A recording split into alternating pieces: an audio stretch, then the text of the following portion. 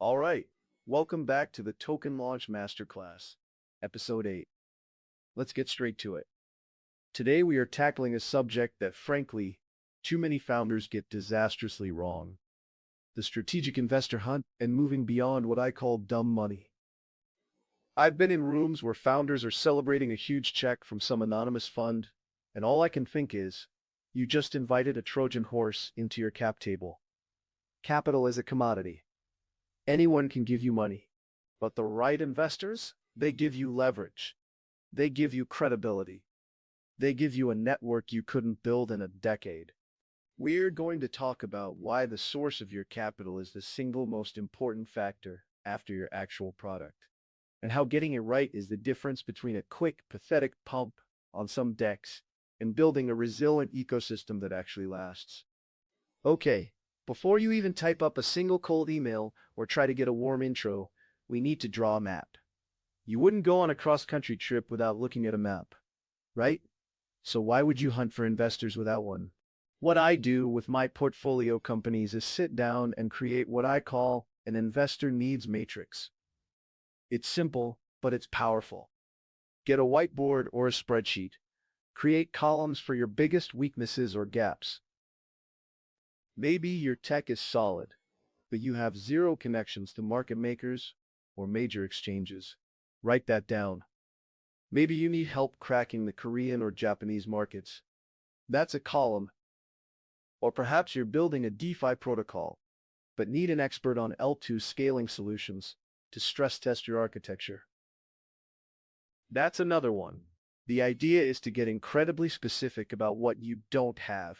Once you have this matrix filled out, your search for investors changes completely. You're no longer just looking for a logo and a check. You're looking for a partner who perfectly fills one of those empty columns on your map. So, with that needs matrix in hand, where do we start the hunt? Let's walk the well-trodden path first, the big crypto-native VCs. Everyone knows the names: Paradigm, Electric Capital, Framework Ventures. Now, what I often see is founders just blasting their deck to a generic partners at email. I'll read every investment thesis they've published. I'll look at the other projects they've backed in my specific niche and ask, what's the common thread? I'll even look up individual partners on Twitter or their blog to understand their personal interests. You're not just looking for a firm that invests in DeFi. You're looking for the specific partner who has written extensively about liquid staking derivatives, because that's what you're building. This is how you find true alignment, not just a logo for your website, but the real alpha, the moves that genuinely change a project's trajectory, often come from thinking beyond those big names. This is where we go off map. What I find works incredibly well is looking at investing DAOs. This isn't just capital. It's a built-in community of builders and believers who can stress test your code and amplify your launch. Another source I always push my founders to explore is other successful Web3 founders. A check from someone who has already navigated the maze is more than money. It's a stamp of credibility and a direct line to hard-won wisdom. And here's a path almost everyone overlooks: corporate venture arms. If you're building something for, say, the gaming industry, getting an investment from a major game studio's venture fund isn't just funding.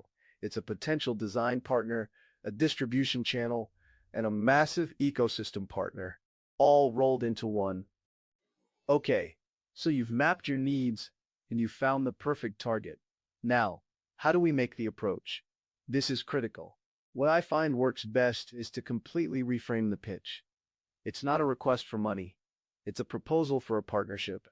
That strategic investor you're targeting gets 100 generic decks a week. Yours has to feel like it was written specifically for them, and only them. What I do is start the outreach by referencing something specific: a post they wrote, a recent investment they made, or a talk they gave. For example, I read your thesis on decentralized identity, and it directly inspired our approach to. Then you connect the dots. Don't just say we'd be a good fit. Articulate the exact synergy. Given your investment in Project X, we believe our protocol can solve their Oracle problem and create immense value within your existing portfolio. See the difference? You're not asking for something. You're offering them an opportunity that fits perfectly into their world. Now, this is the part where the dynamic has to flip. They're hitting you with tough questions, looking at your code, your team, your tokenomics. That's standard. But what I always tell my founders is that due diligence is a two-way street. You have to conduct your own reverse due diligence. This isn't about being confrontational. It's about being professional. You are entering a multi-year partnership, and you need to know who you're getting into business with. What I like to do is ask them directly, can you walk me through a time you supported a portfolio company during a bear market or a major crisis? Their answer tells you everything. But the real truth comes from back channeling.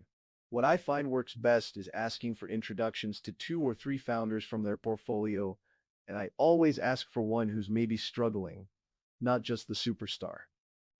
Ask them point blank. When things got tough, were they on the phone with you, making intros and helping, or did they disappear? Remember, you're not just taking their money, you're taking on their support system. Do your homework. All right, this brings us to a really critical part of the journey, knowing when to say no. And trust me, taking the wrong money is far more damaging than taking no money at all. What I do is listen very carefully during the first meeting. If the first questions are all about TGE dates, listing prices, and short-term catalysts, that's a massive red flag. It tells me their focus is on the exit, not the build. Another thing I watch for are predatory terms. Think huge discounts with no lockup period. These often come from funds with a reputation for dumping tokens right after listing. You can often find this out just by talking to other founders in their portfolio. And honestly, the biggest red flag for me is when they just don't get it. If you have to spend an hour explaining the fundamental vision, they aren't a partner, they're just a gambler. So, you've gotten a verbal yes, and they've promised the world in terms of support. This is the moment where we separate the talkers from the builders. A promise is just air. What I do is work to formalize that value add directly into the agreement. You might find it works best to carve out a specific advisory role for them, making their contribution official. But a title isn't enough. What I really like to see are clear, simple KPIs. For example, a commitment to make 3 qualified introductions to market makers post-TGE, or hosting 1 co-branded Twitter space with us per quarter. Then, you tie it all together with the vesting schedule. Their advisory tokens shouldn't just vest over time. They should vest based on hitting these agreed-upon deliverables. It's not about being confrontational. It's about creating professional alignment.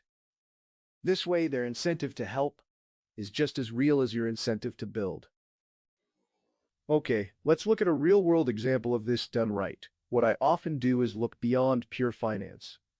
I worked with a DeSci project, decentralized science that had brilliant tech, but zero credibility outside of crypto. They were hitting a wall. We created our needs matrix, and at the top was scientific validation.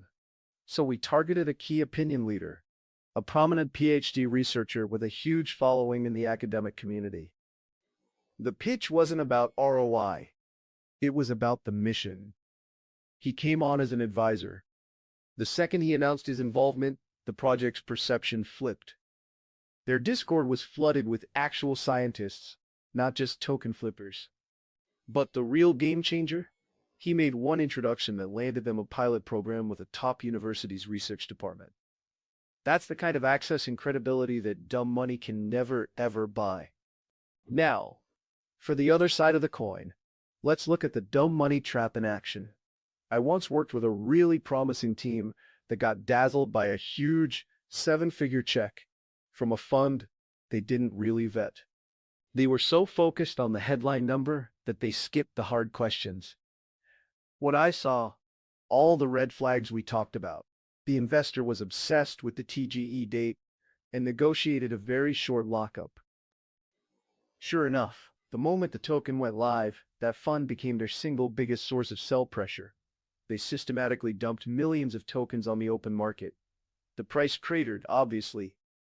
But the real damage, the thing that almost killed the project, was the complete collapse of community trust.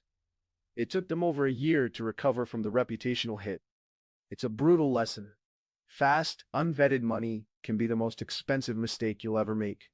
So, let's wrap this up. What I find is that this whole hunt for strategic capital really boils down to changing your mindset.